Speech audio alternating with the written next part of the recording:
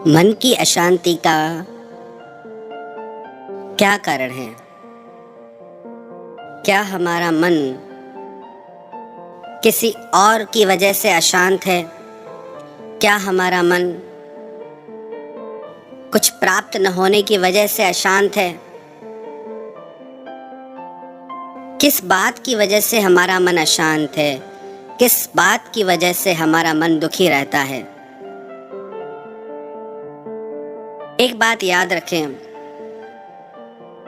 जब तक हमें यह लगता है, जब तक हमने यह मान रखा है कि हमारा मन किसी और की वजह से अशांत है, किसी और की वजह से दुखी है, तो हम सारा जीवन कोशिश कर लें मन को शांत करने की, मन कभी शांत नहीं होगा।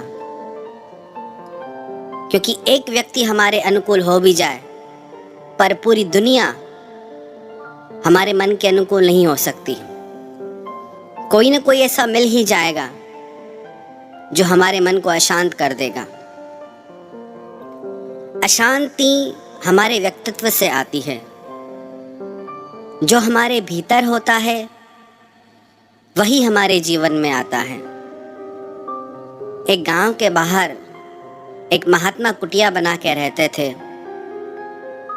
वहां से एक व्यक्ति गुजरा। उसने उस महात्मा से पूछा कि हे महात्मा, ये गांव कैसा है? मैं सोच रहा हूं जिस गांव में मैं रहता हूं उसको छोड़ के इस गांव में बस जाऊं। यहाँ के लोग कैसे हैं? यहाँ के लोगों का व्यवहार कैसा है? महात्मा ने कहा, मैं तुम्हारी बात का उत्तर बाद में दूंगा, पर पहले तुम बताओ, तुम जिस गांव से आ रहे हो उस गांव के लोग कैसे हैं? वो बोला कि वहां के लोग बिल्कुल भी अच्छे नहीं हैं। उन लोगों ने मुझे इतना कष्ट, इतनी पीड़ा दी है, उनकी वजह से तो मैं वो गांव छोड़ के यहाँ आया हूँ। यहाँ के लोग कैसे हैं? तो महात्मा बोले, फिर तुम यहाँ बिल्कुल भी मत रहना, क्योंकि यहाँ के लोग तो बहुत बुरे हैं। तुम्हारे गांव के लोग तो कुछ भी नहीं। यहाँ के लोग तो बहुत कठोर हैं। वह व्यक्ति आगे चला गया। थोड़ी देर के बाद एक और व्यक्ति आया। उसने भी महात्मा से वही प्रश्न किया कि हे महात्मा, इस गांव के लोग कैसे हैं? कैसा व्यवहार करते हैं? तो महात्मा ने उससे भी वही प्रश्न किया कि पहले आप बताओ, आप जहां से आते हो वहां के लोग कैसे हैं? वो बोला कि वहां के लोग बहुत अच्छे थे, हर बात में मेरा साथ देते थे, हर दुख सुख में, हर बात में ख्याल रखते थे। बहुत तकलीफ हो रही है उनको छोड़ने में मुझे, पर मेरी मजबूरी है, किन हालातों की वजह से मुझे वो गांव छोड़ना पड़ रहा है और अपने रहने के लिए दूसरा गांव ढूंढता हूं। तो महात्मा बोले कि यहाँ के लोग आपके गांव के लोगों से भी बहुत ज्यादा अच्छे हैं। आपके गांव के लोग तो कुछ भी नहीं। फिर उन महात्मा से उनके शिष्य ने प्रश्न किया कि आपने दो अलग अलग लोगों को अलग अलग उत्तर दिए एक ही गांव के बारे में, ऐसा क्यों? तो महात्मा बोले कि अच्छाई या बुराई लोगों में नहीं, अच्छाई या बुराई देखने वाले की नजर में है। जिस इंसान को सब लोग बुरे लगते हैं, चाहे वो कहीं भी चला जाए, कितनी जगह बदल ले, पर अपना वही मन हर जगह साथ लेके जाएगा। जिस इंसान को हर जगह अच्छाई दिखती है, चाहे वो किसी भी जगह जाए, किसी भी परिस्थिति में जाए, उसको सब अच्छा ही लगेगा। एक इस तरीके के लोग होते हैं जो हर बात में शिकायत करते हैं, और एक इस तरीके के लोग होते हैं जो हर बात में भगवान को धन्यवाद देते हैं।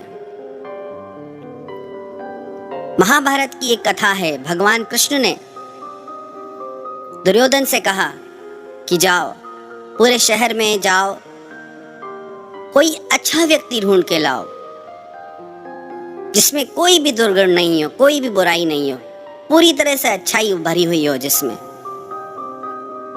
और युधिष्ठिर से कहा जाओ शहर में घूम के आओ और कोई बुरा व्यक्ति ढूंढ के लाओ जिसमें कोई भी अच्छाई नहीं हो। 2-4 दिन दुर्योधन भी घूमता रहा, युधिष्ठिर भी घूमता रहा। दोनों वापस लौटकर कृष्ण के पास आए, दोनों खाली हाथ। भगवान ने दुर्योधन से पूछा कि क्यों दुर्योधन, पूरे शहर में तुम्हें कोई अच्छा व्यक्ति नहीं मिला? दुर्योधन बोला क्या बताऊं मैं आपको, अच्छाई तो अभी रह ही नहीं गई है। हर जगह बुरे लोग बैठे हैं, पवित्र स्थानों में भी मुझे पाखंडी लोग ही नजर आते हैं। हर जगह ठगी और झूठ का व्यापार है, कोई अच्छा इंसान पूरे शहर में नहीं।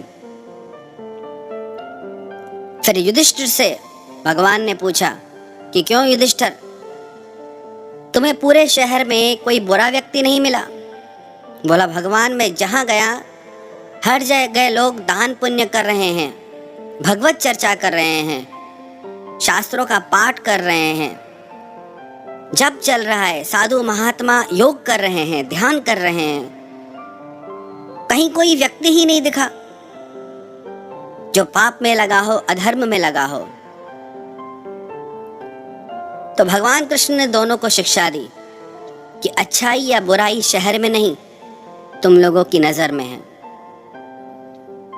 दुर्योधन ने अपने अंदर इतनी बुराई भर रखी है कि उसे बाहर कहीं कुछ अच्छा नहीं लगता, और युधिष्ठिर हृदय से इतना पवित्र है, इतना अच्छा है कि उसे बाहर कुछ भी बुरा नहीं लगता। अगर हमें लगता है कि बाहर कोई बुरा है, बाहर कोई अशांति का कारण है, तो एक बार शांति में बैठकर चिंतन करें और पता करें कि वो अशांति कहाँ से आ रही है। अशांति हमारे ही मन से प्रकट होती है। हम किस व्यक्ति के व्यवहार को कैसे लेते हैं। किसी व्यक्ति ने हमें गाली दी, किसी दुश्मन ने गाली दी, उसका हृदय पे असर अलग पड़ता है। किसी मित्र ने गाली दी, उसका हृदय पे असर अलग पड़ता है।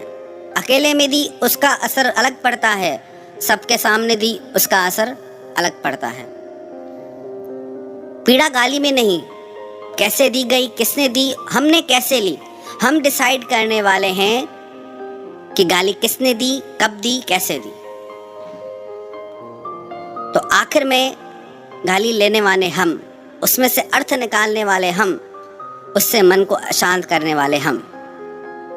हमें तब तक कोई अपमानित नहीं कर सकता जब तक हम खुद को अपमानित अनुभव न करें। हमारे मन की अशांति का कारण हमारे स्वयं के विचार हैं, स्वयं की इच्छाएं हैं।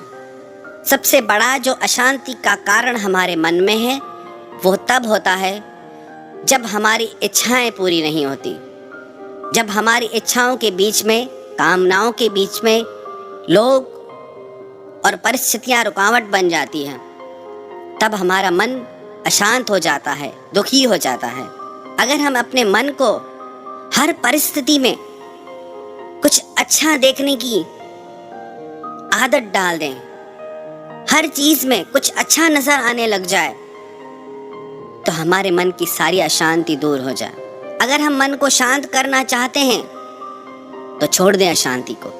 हम ही ने पकड़ा है और छोड़ना भी हमें ही पड़ेगा। एक महात्मा के घर रात के समय एक चोर चोरी करने आया। जैसे ही चोर भीतर घुसा, महात्मा की नींद खुल गई। महात्मा ने उस चोर को देखा। महात्मा को देख चोर भागने लगा, तो महात्मा ने कहा रुको, कहाँ जाते हो, कौन हो तुम? बोला आपसे क्या छुपाना, मैं चोर हूं, चोरी करने आया हूं। वो महात्मा बोले कि स्वागत है तुम्हारा, पर मैं क्या करूं? तुम इतनी रात में, इतनी बारिश में अपनी नींद छोड़कर, ऐसी कौन सी मजबूरी है जो तुम यहाँ पे चोरी करने आए हो और मेरे पास तुम्हें देने के लिए कुछ ज़्यादा है भी नहीं। महात्मा के पास 5-10 रुपए थे। उन्होंने कहा बस यही है मेरे पास, ये तुम ले जाओ। महात्मा ने वो रुपए उसे दे दिए। जब वो चोर जाने लगा तो महात्मा ने कहा रुको, धन्यवाद तो देते जाओ। वो चोर भी सोचने लगा कि कैसा अजीब महात्मा है। उसने धन्यवाद दिया और चला गया। कुछ दिन के बाद वो चोर पकड़ा गया। न्यायपालिका में उसको लेके आए। प्रमाणित हो चुका था कि उसने बहुत चोरियां की हैं। महात्मा के घर भी उसने चोरी की है। उस महात्मा की बात को सब मानते थे।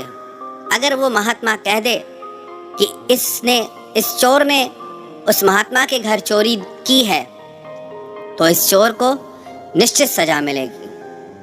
महात्मा को बुलाया गया गवाही देने के लिए कि क्या आप इस व्यक्ति को जानते हैं?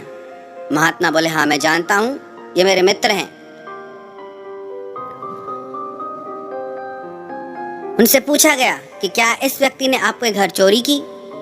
महात्मा बोले नहीं, इसने मेरे घर चोरी नहीं की। एक बार इसको कुछ रुपयों की जरूरत थी, ये मेरे पास आया, मैंने इसको रुपए दिए, इसने मुझे धन्यवाद दिया, बस बात वहीं पूरी हो गई। चोरी का तो कोई सवाल ही नहीं। महात्मा की गवाही पर उसे छोड़ दिया गया। वो चोर महात्मा के चरणों में गिर के रोने लगा और माफी मांगने लगा और कहने लगा कि आपने मुझे क्यों बचाया? महात्मा बोले कि मुझे अब कोई चोर ही नजर नहीं आता। जिस दिन मेरे भीतर का चोर मर गया, तब से मुझे कोई चोर नहीं लगता, मुझे सब अच्छे लगते हैं।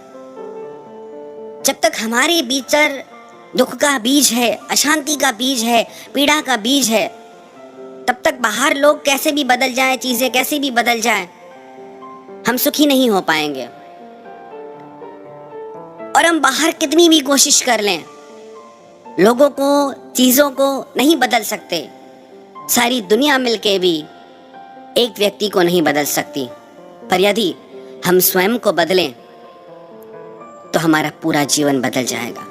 अगर जीवन को हम धन्यवाद के भाव से भर दें, सारी शिकायतें मिटा दें, तो जीवन में आनंद की लहर दौड़ पड़ेगी। जीवन की हर कठिन से कठिन परिस्थिति में भी हम कुछ अच्छा देखने की समझ प्राप्त कर लें, तो कोई जीवन का ऐसा क्षण नहीं बचेगा जिसमें दुख हमारे जीवन में शेष रह जाए।